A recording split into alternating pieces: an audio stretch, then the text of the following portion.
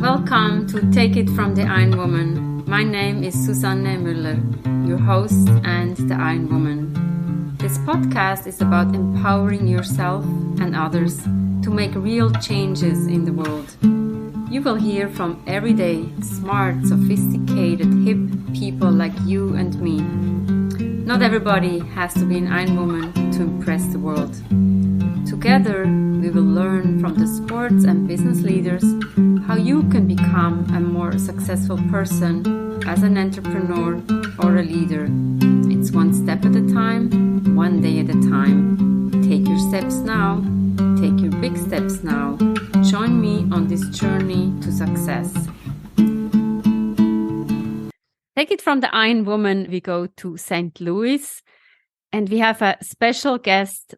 We actually we decided in 2005 at Nestle in the US, where I was in charge of the visa for the Gobbo family. And now here we are with Susan, and she's taking care of people who come to the US because she went through that process. It's not an easy process. It always sounds very glamorous when you can come as an expat, but until you get there, there are many steps. Welcome, Susan, and introduce yourself. Tell us a little bit about yourself.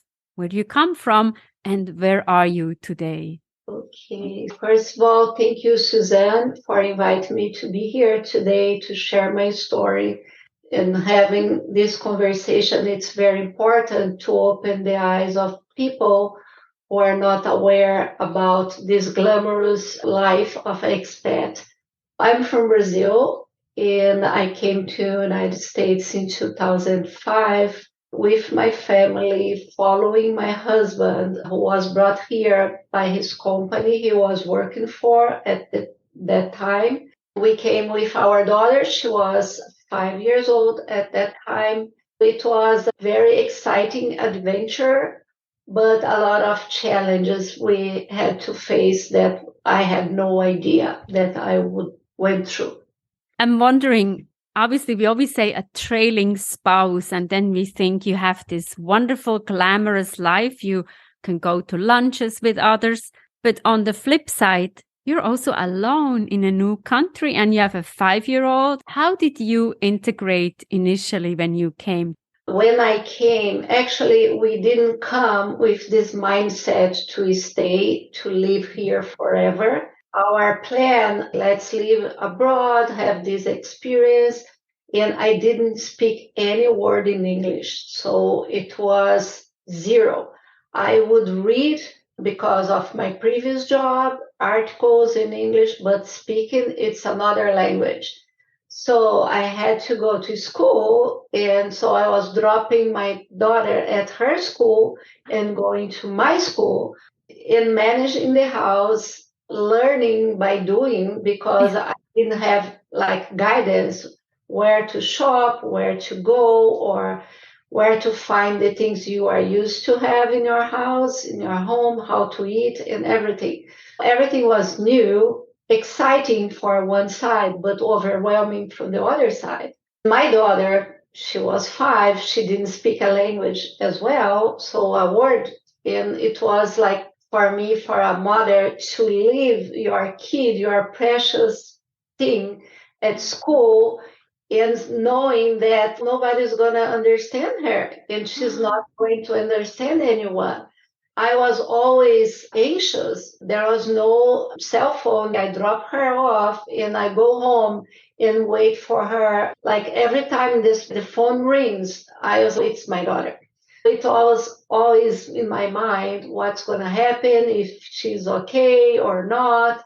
My husband was working. I could not call him all the time to solve the problems. It was a very interesting experience. This part we forget, especially the husbands. They go to work. They have a computer from Brazil. They come to the US. They have the same computer, the same organization, similar culture. For them, it's easy. But the wife, and now that you're telling that story of your daughter, you drop her off and you don't know what's going to happen to her during the day. You mentioned this point. It's very important because when I started studying about expatriation, everything, I realized a world nobody was talking about, because there is this cultural shock everybody goes through when you move to a new country. Nobody tells you, or at least at that time. And so I was in a process and I didn't know about that. Whenever I start feeling different or low or down, I thought I had a problem. But then when I start learning, I was like, oh, I'm not alone. I'm part of the process. In the expatriation, the adaptation process for the husband, in this case, he was the employee and I was the trailing spouse. He was promoted, as you said, open his computer, working, so the same routine, same thing. For me, it was totally, my life was totally upside down. Because in Brazil, I used to work as a physical therapist. I had my career. I had my dream job. I was working in a hospital, like a cutting edge hospital in Latin America, doing the thing I loved. I studied. I had my post graduation. I wrote books in physical therapy. I was top of the game there. And suddenly I'm here. I don't speak the language. I don't know the culture. Whenever I open my mouth, people sometimes they perceive as I don't have education. It was like, oh, I don't know my identity anymore, because there, if they ask me, Susan, who are you? Oh, I'm Susan. I'm a Dr. Susan. They usually call me Dr. Susan. I work in a hospital and I am head of the department, whatever. So it's part of your identity. Suddenly you cut your arms, you cut part of yourself because your past is deleted. You cannot say anymore. And I remember going to places, like I was ready to go with my husband to a social event, and I was like, I'm not coming anymore. He said, no, you have to come because I said that we would come. I said, I don't feel comfortable. First question people ask, what do you do? In the US, we have to say. I cannot say that, oh, I'm physical therapist, because I'm not working as a physical therapist. And there is nothing wrong to be a housewife, but it was not my identity. So you get this conflict in your head at certain point. I'm glad that I'm here and I have the time to raise my kid, to be with her all the time, but I'm missing my career, my independence, like financially. I didn't have to ask for money for my husband back there. Here, if I have to buy a gift for him, I have to ask him. It's a conflict I had all the time. It's the self-confidence in a way that you had in Brazil. And then you mentioned it, you don't want to go to a party and people talk about their job and you're like, I'm a trailing spouse. They're like, then we don't want to talk to you. Yes. Meanwhile, you need that social interaction. Yes, that's right. You are feeling small and small and small and invisible, like nobody see you. And even though you have a brilliant career and was recognized in your country, but here you are nobody. Having the strength to go to overcome these barriers and to work something inside you. It's not about language or something, but to bring the confidence back, it's so hard. If you don't have help, if you don't have support, and as internationals, when we come, we lose the family support. We lose the friend support. It was just me and my husband. In our conversation, usually it was at night, late at night, because then our daughter was sleeping. She was not aware what was happening. For him, it was like hard to understand. Wow, I brought you here. You can choose to be whatever you want. But I said, I don't know what I want to be. I cannot be the Susan I was in Brazil. So it's not an easy question. It's not a the question. If I talk to my friends in Brazil, they could not understand because they were there living a different life. I was like afraid to complain to my husband because he would feel guilty. I brought you here and now I put you in this situation. You don't have space. You don't have a person to talk to. You are alone in this confusion. You are under a thunderstorm and you don't know how to leave this thunderstorm. You get circles. When I listen to your story, so you say you were a physical therapist, but now you transition in a way in touching people in a different way. It seems like these are parallels when I look at your resume, and now you're helping them to flourish. Is that a good Yes, picture? yes. Tell us a little bit what you do now in St. Louis. I think my calling was taking care of people. I was in the hospital and taking care of like people who need your help.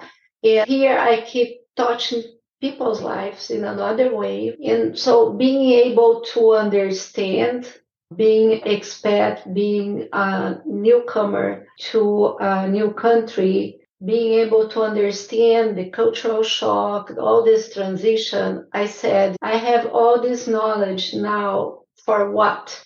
I believe that everybody has a talent, everybody has a gift, and this gift, it's not our gift. They were given to us for us to use this gift in favor of others. I said I was giving this gift to touch people's life, to help people, to support people, to connect people. This is my gift, but it's not for me. So I started talking to other expat women and I saw they were the same situation. They don't have guidance. They don't have anybody. I'm going to start a group so they can come together. First of all, they leave the house because it's very isolating. At least they have an excuse.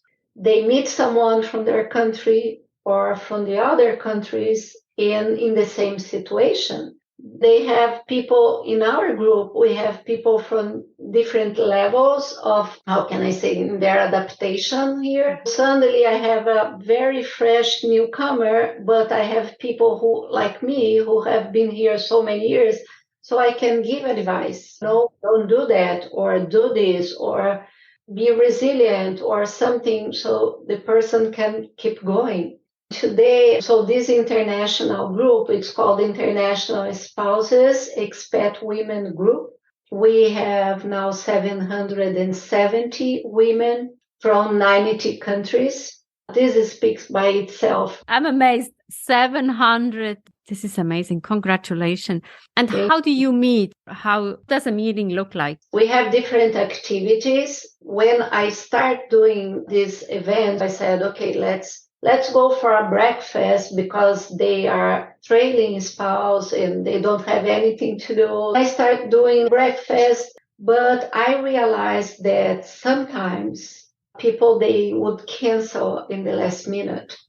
And one day I said, I'm going to go to the art museum. Everybody came. Everybody at that time, it was like 10, 15 people. And okay, let's do another tour in another museum. Everybody came. I was, interesting. And I did breakfast again. 1, 2 came. So I started doing activities. And one day I asked them, I was close enough to ask this question. And I asked, why did you cancel so many times? They said, we were afraid to keep up with the conversation in English. We were afraid to the new. I don't know what to expect. Interesting. Now, what I try to do activities. Let's do yoga.